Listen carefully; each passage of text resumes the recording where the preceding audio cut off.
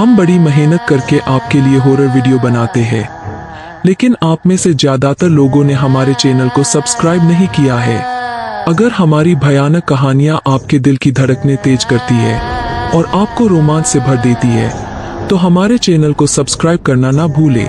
तो आइए इस डरावने सफर में हमारे साथी बने, सब्सक्राइब करें और हमारी हर नई कहानी का हिस्सा बने। कहते हैं कि तुम्बाड़ के जंगलों में एक ऐसा खजाना छिपा है जो सदियों से इंसानों की पहुंच से बाहर है, लेकिन इस खजाने की रक्षा एक श्राप से होती है जिसे तोड़ने की कोशिश करने वाला कभी जिंदा वापस नहीं आता।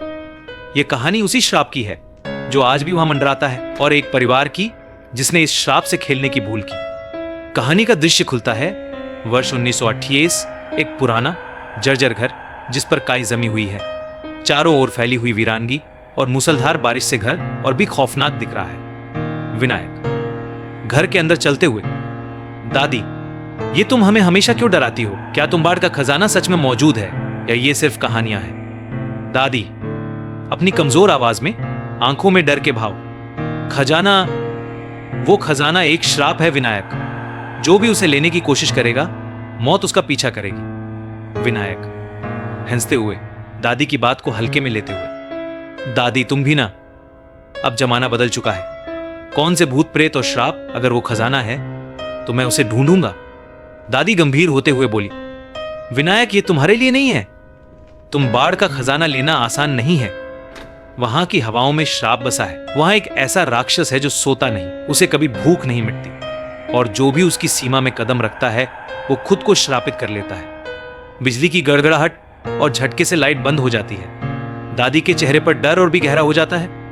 विनायक एक पल के लिए रुकते हुए, लेकिन फिर खुद को संभालते हुए, दादी मैं कल जा रहा हूं। मैंने सुना है गांव के कई लोग उसी खंडहर की ओर गए हैं, लेकिन लौटकर नहीं आए। मैं ये रहस्य सुलझाना चाहता हूं। अगले दिन विनायक अपने दोस्त माधव के साथ घने जंगलों की ओर जा रहा है, जहां से तुम्बाड़ का खंडहर नजदीक है। जंगल में घुसते ही दोनों को अजीब सी आवाजें सुनाई देने लगती हैं। माधव नर्वसली, विनायक मुझे ये सब ठीक नहीं लग रहा।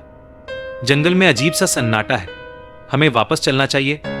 विनायक हाँ, डर मत माधव, ये सिर्फ कहानियां हैं। हम जल्द ही खंडहर पहुंच जाएंगे और देखेंगे कि सच में वहां क्या छिपा है। वे दोनों धीरे धीरे खंडहर के करीब पहुंचते हैं। खंडहर एक पुरानी टूटी हुई हवेली है जिसके चारों ओर जालें और धूल जमी हुई है। अचानक हवेली के दरवाजे अपने आप खुलते हैं। हवा की एक तेज झोंका आता है। माधव जड़ से कांपते हुए, विनायक ये दरवाजा खुद कैसे खुला?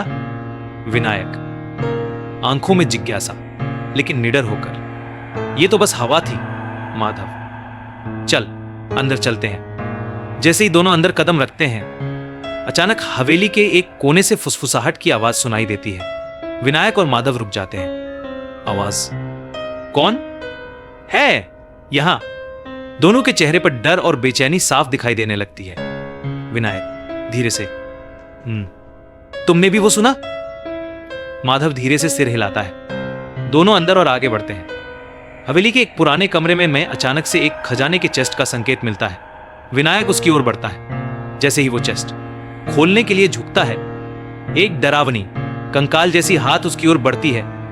अचानक एक औरत की चीख गूंजती है और स्क्रीन काली हो जाती है।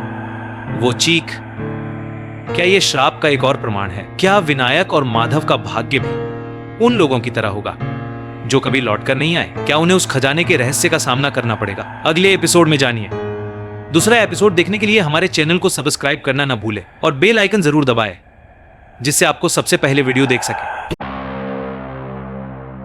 Subscribe Fear Fuse for more.